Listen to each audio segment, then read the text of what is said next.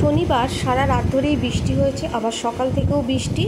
তার মধ্যে বৃষ্টি যখনই থামছে গুমোট গরম। রাধে রাধে বন্ধুরা, সোনাস বিউটিফুল ব্লগে তোমাদের সবাইকে স্বাগত।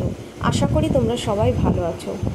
মারঘাট থেকে বাজার আর বাজার থেকে এই ফ্ল্যাট, এই তো হচ্ছে আমার রুটিন। বাড়িতে এসে ঘর বারান্দা ঝাড় দিয়ে মুছে নিয়েছি, আর যে সকল জামা কাপড়গুলো কেচে রেখে গেছিলাম সেইগুলো আমি মেলে দিয়েছি। কেন আগের দিন তো চলে এসেছিলাম চলে গেছিলাম মারবাড়িতে, তাই মেলা হয়নি। তাই ঘর বারান্দা ঝাড় দিয়ে মুছে তারপর জামা কাপড়গুলো মেলে দিয়েছি। আর বিছানার চাদর, বালিশের ওষা সবই ছিল। এই দেখছো বিছানার চাদর কিন্তু এখনও অবধি পাতিনি, কেন এখন পাতবো না। এই দেখো কত জামা কাপড় যেগুলো কাঁচা হয়েছে সেগুলো সব, যেগুলো শুকিয়ে এখানে রেখে দিয়েছি। এগুলো সন্ধ্যের পর ভাঁজ করব। এখন আমাকে চলে যেতে হবে রান্নাঘরে বাজারটা এনেই ওইভাবে করেই রয়েছে, বাজার ব্যাগ শুদ্ধ কিছুই ধরা হয়নি। তা রান্নাঘরে চলে এসেছি, আর রান্নাঘরে এসে আগে সব বাসনগুলো সরিয়ে নিলাম। যেগুলো প্রয়োজন সেগুলো রাখবো, বাকিগুলো সরিয়ে রাখবো। তা তোমাদের সাথে কথা বলতে বলতে এইদিকে ভাতও বসিয়ে দিয়েছি, আর চা খাওয়াও হয়ে গেছে। আর একটু চিলা করে নিলাম। বন্ধুরা, এই চিলা কিন্তু খুব সহজেই করা যায়, আর খুব ভালো লাগে এই খেতে। এই চিলা তোমরাও বাড়িতে করতে পারো, খুব সামান্য উপকরণ দিয়েও করা যায়। ঘরেই থাকে বন্ধুরা সব কিছু, আটা, আদা, কাঁচা লঙ্কা, কালো জিরে সব জিরি করে কেটে দেবে। টিফিনে বেশ ভালো লাগে, এর সাথে তরকারিরও প্রয়োজন হয় না। এছাড়া গাজর কুচি করে কেটেও দেওয়া যায়, রুইও দেওয়া যায়। অনেক রকম সবজি একদম জিরি করে কেটে এর মধ্যে দিলে বেশ ভালো লাগে। তা অনেকে তো শুধু খায়, তো বন্ধুরা আমি একটু আবার আচার দিয়ে এর সাথে খাই, কারণ আচার দিয়ে খেতে বেশ ভালো লাগে। আর তার সাথে তো থাকে স্যালাড। বাজার থেকে সবজি নিয়ে এসেছি, আর এই দেখো এগুলো হচ্ছে কচু ফুল। তোমরা দেখেছো কিনা আগে তাও জানি না আমি, তবে এই কচু ফুলের বড়া খেতে কিন্তু বেশ ভালো লাগে। কচু ফুলের ভেতর থেকে যে বীজটা থাকে ওটাকে বের করে দিতে হয়, তারপরে নুন জলে সিদ্ধ করে এর মধ্যে পেঁয়াজ কুচি, লঙ্কা কুচি, চালের গুঁড়ো, বেসন টেসন দিয়ে বেশ ভালো লাগে। ডালের সাথে এই বড়া বেশ জমে যায় কিন্তু বন্ধুরা। তোমাদের সাথে কথা বলতে বলতে ওইদিকে তো রান্না বসিয়ে দিয়েছি, মানে ইলিশ মাছ করব। তা ইলিশ মাছ তো শুক্রবার দিন আনাই ছিল, তা সেদিনকে কিছু করেছি। আর আজকে ইলিশ মাছের মাথা দিয়ে ভেবেছিলাম কচু শাক, কিন্তু ও বললো ছোলা কচু দিয়ে ইলিশ মাছের মাথা দিয়ে করো, ওটা কিন্তু খেতে বেশ ভালো লাগে। তাই ওইটাই বসিয়ে দিয়েছি। আর এইদিকে বাজারটাও বের করতে পারিনি, কেন আগে রান্নাটা তাড়াতাড়ি করে সেরে নিচ্ছিলাম। আর এদিকে আজকে মাছের বাজারেও যায়নি বন্ধুরা, মাছ ছিল তো তাই। আর ইলিশ মাছ দিয়ে হচ্ছে লাউ ডোগার পাতা দিয়ে, মানে সর্ষে দিয়ে ভাপা করব। তাই এইদিকে মাছের মাথার তরকারিটা বসিয়ে দিয়ে আমি এখানে তাড়াতাড়ি করে চলে এলাম এগুলো গোছাতে। বন্ধুরা, যে কথাটা বলবো, যে আমি অডিও দিতে বসলে হয়তো অনেক রকম আওয়াজ আসতেই পারে, কারণ আমি অনেক সময় মার ঘরে বসে অডিও দিই, আবার অনেক সময় ওই বাড়িতে বসে অডিও দিই। মার ঘরে বসে অডিও দিলে ট্রেনের আওয়াজ হয়, তাও আমি চেষ্টা করি যখন ট্রেনটা আসে তখন চেষ্টা করি অডিওটা থামিয়ে দিতে, কিন্তু এক এক সময় এমন হয় না যে ট্রেনের আওয়াজটা এসেই পড়ে। আবার তারপর তো পাখা চললে তার আওয়াজ আছে, কেউ কথা বললে তার আওয়াজ আছে। তাতে বন্ধুরা তোমরা কেউ কিন্তু কিছু মনে করো না, হ্যাঁ। আর ওই বাড়িতে থাকলে নিচে একটা কাঠের কারখানা আছে, তো ওখানে ওনারা কাঠের কাজ করে, তখন খুব আওয়াজ হয়, আওয়াজগুলো হয়, তো তোমরা কিছু মনে করো না। আর ওই দিন যে শাশুড়ি মাকে নিয়ে ডাক্তারের কাছে গেছিলো, ডাক্তার বলেছে ভয়ের কিচ্ছু নেই, রিপোর্ট দেখেছে, বলছে ভয়ের কিছু নেই, ওষুধ দিচ্ছি ঠিক হয়ে যাবে।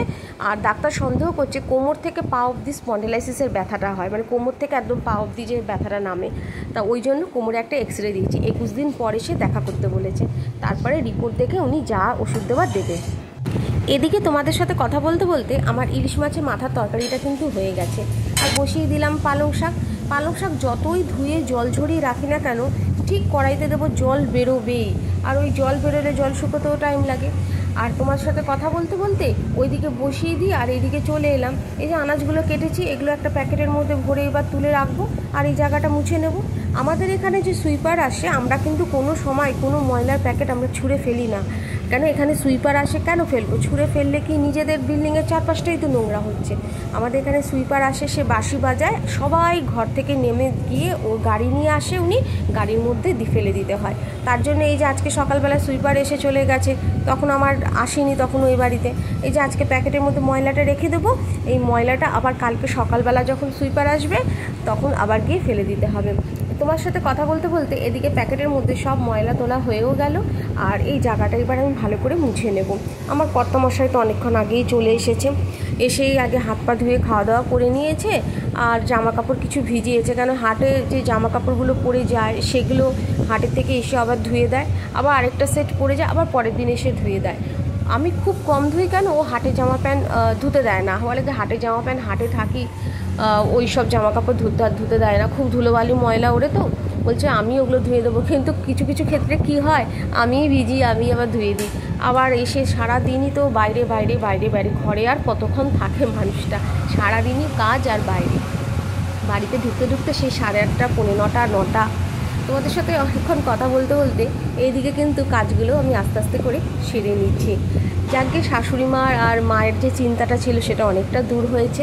তবে আমার মায়ের পায়ে একটু জোরটা পায় না, মানে বা পায়ের হাঁটুতেই যন্ত্রণা, তারপর পাটা একটু, মানে ডান পাটা এগোতে পারে, বা পাটা এগোতে গেলেই না একটা টান ধরে হাঁটুর দিকে, খুব যন্ত্রণা হয়।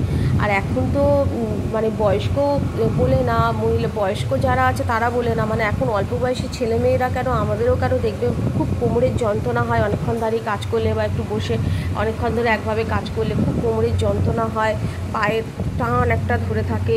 অনেক সময় ঘুম থেকে উঠে পাটাকে করতে গেলে পায়ে একটা টান ধরে খাটের থেকে নামতে গেলে। তাই এইসব যন্ত্রণা ব্যথা আজকাল, আগে বলতো কিছু বয়স্ক মানুষদের হয়, এখন বয়স্ক মানুষদের বলে কোনো কথা নেই, এখন অল্প বয়সের ছেলে মেয়ে সবারই হচ্ছে এই জিনিসটা। এগুলো নাকি ক্যালসিয়ামের অভাবের জন্য হয়, ডাক্তাররা বলে। এখন দেখা যাক, ক্যালসিয়াম জাতীয় জিনিস খাওয়া তো দরকারই আমাদের প্রত্যেকেরই, সে ছোট হোক, বড় হোক কি মধ্যবয়সী হোক, সবার ক্ষেত্রেই প্রয়োজন। তো আমার মাকে তো দুধ জাতীয় জিনিস এখন খেতে না করে দিয়েছে। এইদিকে বন্ধুরা শাক হচ্ছে, আর আমি এদিকে ইলিশ মাছের ভাপা করব বলে মশলাটা, সর্ষেটা বেটে নিলাম। শাক এখনও হতে একটু দেরি আছে বলে বাসনটা মেজে নিয়েছি, এবার ধুয়ে নিচ্ছি বন্ধুরা।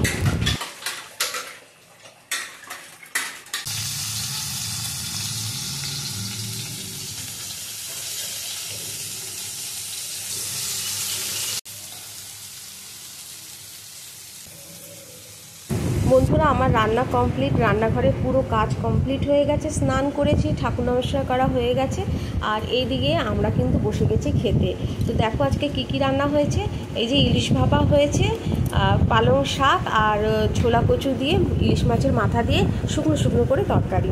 তো আজকের এই ভিডিওটা তোমাদের কেমন লাগলো অবশ্যই জানিও, আর আমার চ্যানেলের সাথে থেকো। তোমরা সবাই কমেন্ট করো, যারা যারা আমার চ্যানেলে এখনও অবধি সাবস্ক্রাইব করোনি তারা চ্যানেলটাকে সাবস্ক্রাইব করে নিও।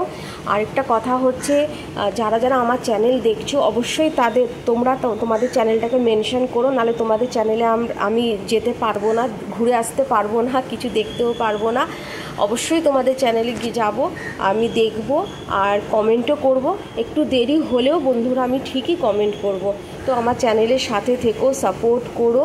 খুব ভালো লাগে তোমাদের সাথে কথা বলতে, তোমাদেরকে সব কিছু শেয়ার করতে।